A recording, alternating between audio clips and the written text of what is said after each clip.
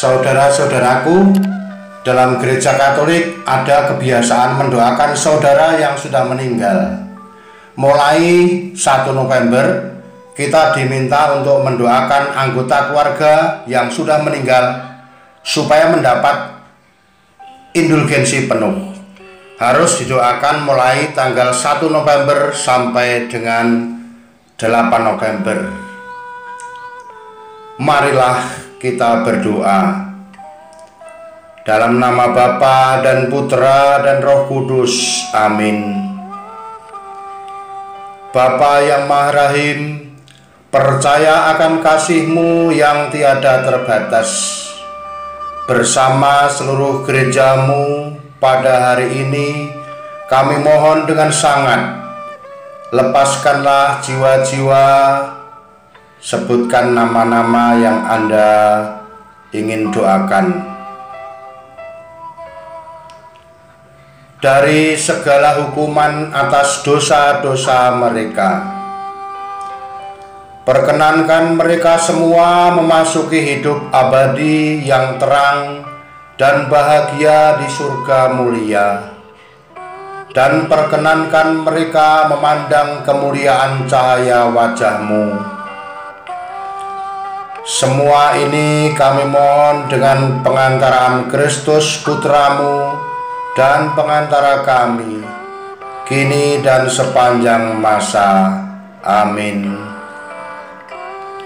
Aku percaya akan Allah, Bapa yang Maha Kuasa, Pencipta langit dan bumi, dan akan Yesus Kristus, Putranya yang tunggal Tuhan kita, yang dikandung dari Roh Kudus, dilahirkan oleh perawan Maria, yang menderita sengsara dalam pemerintahan Pontius Pilatus, disalibkan, wafat, dan dimakamkan, yang turun ke tempat penantian, pada hari ketiga bangkit dari antara orang mati, yang naik ke surga, duduk di sebelah kanan Allah Bapa yang Maha Kuasa.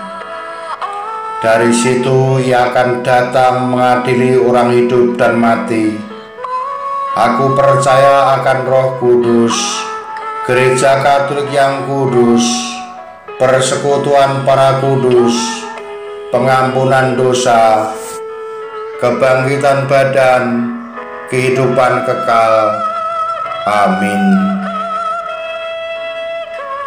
Bapa kami yang ada di surga, dimuliakanlah nama-Mu, datanglah kerajaan-Mu, jadilah kehendak-Mu di atas bumi seperti di dalam surga.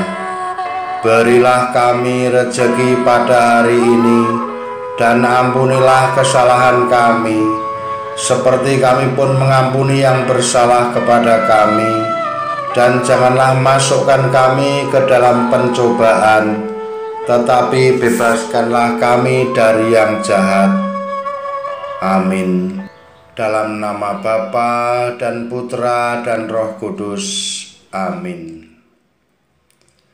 Saudara-saudariku yang dikasihi Tuhan, sekilas doa indulgensi supaya tidak terjadi salah paham.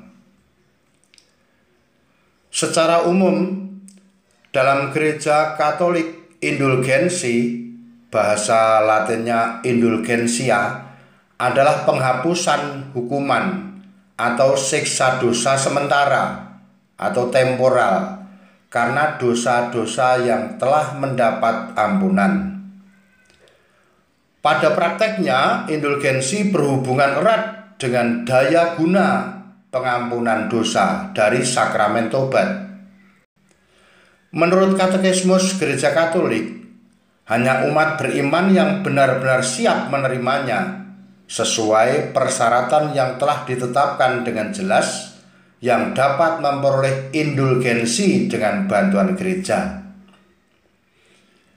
Sebagaimana dijelaskan di atas, indulgensi bukan penghapusan atau pengampunan dosa, dan indulgensi tidak menghapuskan hukuman siksa dosa karena dosa yang belum mendapat pengampunan.